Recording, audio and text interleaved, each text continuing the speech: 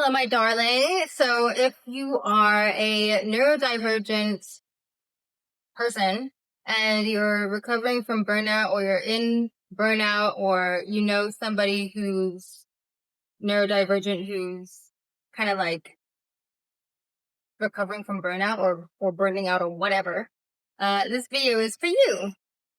Today, I'm going to be talking about basically my experience of AuDHD burnout, but it can be any type of neurodivergent. You could have ADHD, you can have autism, like it doesn't really matter where you are on, the spectrum. We all experience this and it is difficult. And if you are self-diagnosed or late diagnosed or you're not yet diagnosed, but you suspect that you're probably neurodivergent, it can be really validating to hear other people's experiences and just kind of get a little bit of insight into how other neurodivergent people deal with life. So this is basically me sharing with you how I do life as a late diagnosed neurodivergent who is currently recovering from burnout plus cPTSD. It's the first time in my whole life that I actually gave myself the chance to just be and process and actually took the time to, I actually took the time finally to just be with myself, which has been really good. It's been really difficult. I'm not going to lie. I also don't have like a therapist or anybody helping me with these things. I just use Dr. YouTube. It's really difficult because especially if you are neurotypical presenting or just people don't really believe that you are neurodivergent because you look too normal. People have like expectations of you. And also, it's not just about people having expectations of you, but you have expectations of you because everybody else has expectations of you. And then you're wondering why you don't live up to those expectations. Really make you go insane until you sit down and you validate yourself and you realize like, oh, this is the reason why like I'm not meeting these expectations because I am a diesel car that has been running on petrol my whole life and I'm breaking down because my machine does not function on petrol. Schools do not cater to neurodivergent children. The systems are not really set up for people like us. So we have to create our own systems. We have to learn about ourselves. We have to figure out what works for us and, how to motivate ourselves because I'm trying to think of a really good example. It's like when you're a really, really strong swimmer, but you're not really a strong runner, and everybody is running to get to a destination, but you could have swam there instead. But instead of teaching you how to swim, because that's your strong suit, they're forcing you to run. And your body's just not made for running. Your body is made for swimming. You're designed to swim. You're not designed to run. So, of course you're gonna get tired. Of course you're gonna burn out. It's like you're just in an environment that just doesn't make sense for you to be in because it's just not the best environment for you to be in. So that's how I see it. That's how I conceptualize it in my head when I think about what has happened to the neurodivergent community, especially those that, are so good at masking that they just kind of slip under the radar.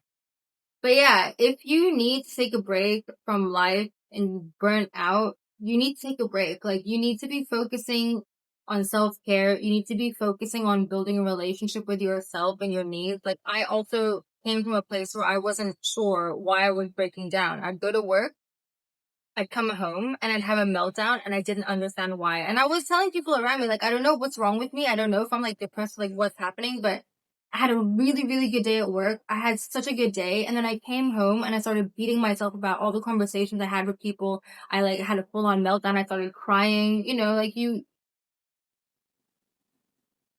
it's really confusing when you don't know what's going on and everybody else seems to be able to do something that you can't do. And it just doesn't it's infuriating. It's so frustrating. So just give yourself some grace. Understand you've been through a lot. Like your nervous system is probably a complete mess. So if you're in burnout, you want to be focusing on doing things that are going to help you to get back to a balanced nervous system. So a lot of resting, good diet, of course, really helps. When it comes to your brain, in your nervous system, eating a high fat diet is a really good idea because your brain is made of fat. And also, like, hormones are made with fat. So if you have enough building blocks for the things that your body is trying to repair, then you can repair a lot faster. Another thing that really helped was just things that are like somatic, so mobility and any sort of movement that doesn't activate your sympathetic nervous system or your fight or flight nervous system. You want to be doing activities that activate your rest and digest because that's where you need to be because you've been on the other side for so long. And yeah, another thing that really helps as well, especially as somebody with AuDHD, where your autism and your ADHD are fighting each other and competing with needs, is to have a schedule. Like for me, time blocking really, really helps, but it needs to be flexible time blocking. So I have like a strict morning routine, but then I have like flexibility when it comes to time block one time, like my working blocks. That makes sense. So, so you can have a balance of like structure and then and also like freedom. So there's freedom within the structure. That makes sense. That really works for me. It's working for me right now. That's what I'm doing. That's why I'm able to be productive because I'm doing those two things, catering to my AuDHD needs. You need to also let go of the idea or the need to be understood by other people. Maybe even your parents aren't going to understand you, and you just need to be okay with that. They might understand you, and if they do, that's great. But you need to be okay with the idea that the only validation you're going to get from your experience is through the research that you do and just from the grace that you give yourself. Don't feel the need to over explain yourself to other people. It's not really going to help you unless they need to know because they're supporting you and it's important for them to understand you. Like maybe that's a little bit different. If you're in burnout, the most important thing for you to do is really to just focus on the relationship with yourself and understanding yourself.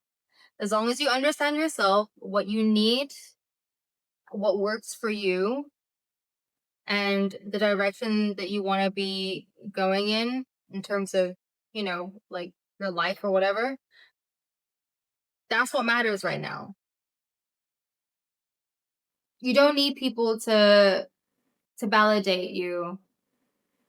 It would be nice if they did, but if they don't get hung up on it. Like, I had to get used to the idea that people were gonna think I was really weird, or they weren't gonna understand me, or they'd judge me. I got really used to the idea that people were gonna judge me because a lot of people do judge me. They look at me and they don't understand what the problem is. But it doesn't matter. Like, it's none of their business anyways. Like, why do they care so much about what I'm doing with my life? It's got nothing to do with them. Maybe they're just bored because they have a boring life, right? Like that's probably what it is. Or whatever it is, it doesn't matter. It's none of my business what they do as well, right? It's the same kind of thing. I also have this anxiety about being perceived. I don't like being perceived. And it's hard because I look very different, especially like where I am right now. I stick out like a sore thumb. I could get away with it when I was in Europe because no one really looks at you because there are quite a lot of different looking people in Europe. But in Asia, yeah, I got big curly hair. I don't look like a normal Asian person. Even though I was born in Asia, I grew up in Asia, like I still don't, fit in. So that's been a trip. It's not like I don't struggle with it. I definitely do struggle with it. Every single day when I go out and I have to get groceries or I have to leave the house or whatever, like I don't like walking around because I know that people are looking at me and it makes me feel like throwing up. So I had to find a perspective that works for me. I had to like say things to myself in order to make it easier for me to go out and be in public and do what I need to do. So whenever I catch myself thinking about what other people think of me, I remind myself that they don't pay my bills. That's what I say to myself. I say, but do they pay your bills? Do they pay your bills? No, they don't. So what they think doesn't matter because they're not doing anything for me. Like whatever they think, it doesn't matter because they like what they think is not affecting my life. They can think whatever they want to think. That's their business. That's their, they have like the right to think what they want to think. So you just got to have that mental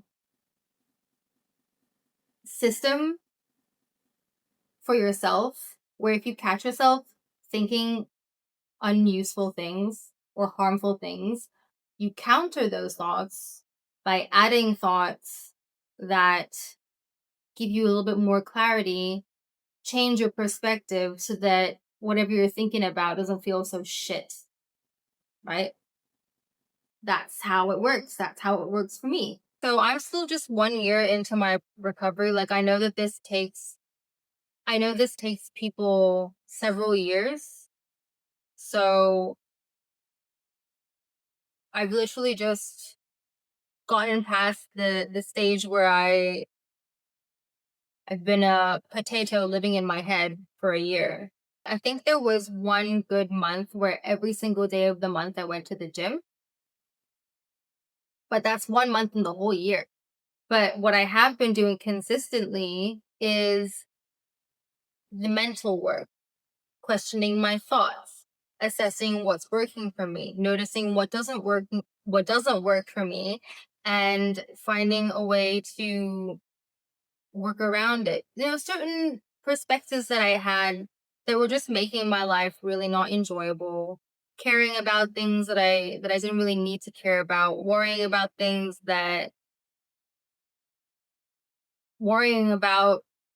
stuff is not really going to change the outcome. You're just adding extra stress on top of an already stressful situation, probably. So, yeah, just like rewiring my brain basically so that I can be in a mental space that's a little bit more free to do things like self-care and schedule in mobility and things like that because I feel like if you're recovering from cPTSD and neurodivergent burnout, your biggest hurdle are your thoughts. It's your brain. It's the way that you think about things. It's all the trauma, everything that you've been through. You need to spend so much time rewiring your brain.